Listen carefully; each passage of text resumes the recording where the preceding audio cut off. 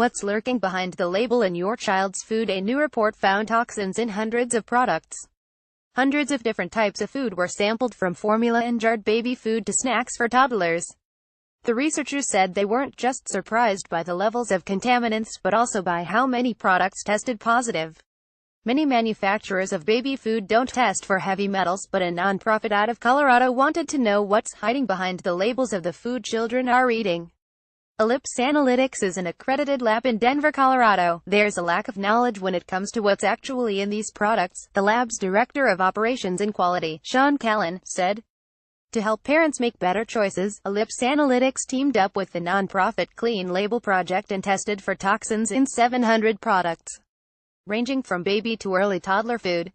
Some of the results shocked Callan, like finding lead in infant formula. 35% of the formula samples tested positive for some level of lead.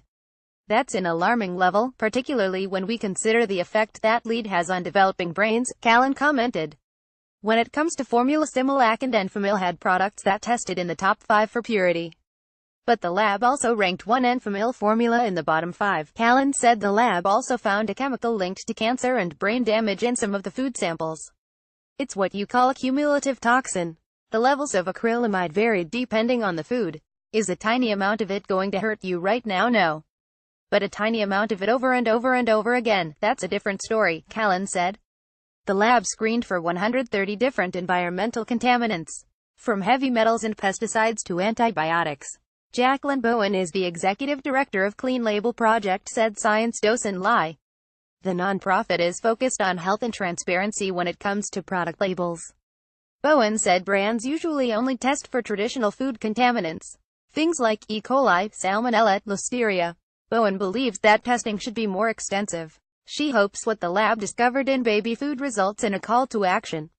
A wake-up call for brands that they need to be much more diligent, she said.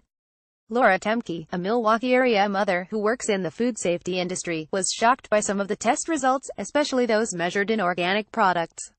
What a label tells you is definitely questionable sometimes, Temke said. The samples average tested twice as much arsenic as conventional baby food. It's crazy actually. You think I'm buying organic. It's free from chemicals and impurities and things, Temke said. The toxic substance also showed up in a popular kids snack that Temke's 19-month-old son loves. Test results show some had higher levels of arsenic than others, as well as other chemicals such as bisphenol A or BPA. One of the brands Temke buys makes a BPA-free claim, but the lab found the industrial chemical in several of the Happy Family products. In all, Clean Label Project tested products from around 80 brands. Each one has a star rating based on overall levels of contaminants and nutritional value. 1 is below average, 5 is above. In general, the nonprofit found global brands that make up more than 60% of the baby food market, including Happy Family and Plum Organics, scored at or below average for purity compared to other brands, like Earth's Best and Beechnut, which were rated above average. Temke hopes manufacturers take this information and make an effort to do better. They test of other things, why aren't they testing for things like heavy metals? Temke asked. She plans to use some of the test results to make sure what she's feeding her kids is safe. Those results will be posted for the public Wednesday morning here. Response from Happy Family: we are surprised by the alleged findings. We specifically source the packaging used for our products because it is made without the use of phthalates and bisphenols, including bisphenol A. We hold ourselves to a high standard and would earnestly investigate any findings that are contrary to this. We wonder whether the testing method utilized accounts for the fact that contaminant residue caused by other products are through the environment in which all products travel and are stored may provide a false positive. As a company run by parents dedicated to the health and wellness of our babies, the safety of our children is, and always has been, our top priority, and we maintain our commitment to ensure that the packaging we use is not made with BPA. Response from Plum Organics: as an organic brand dedicated to serving children, babies' well-being is our top priority.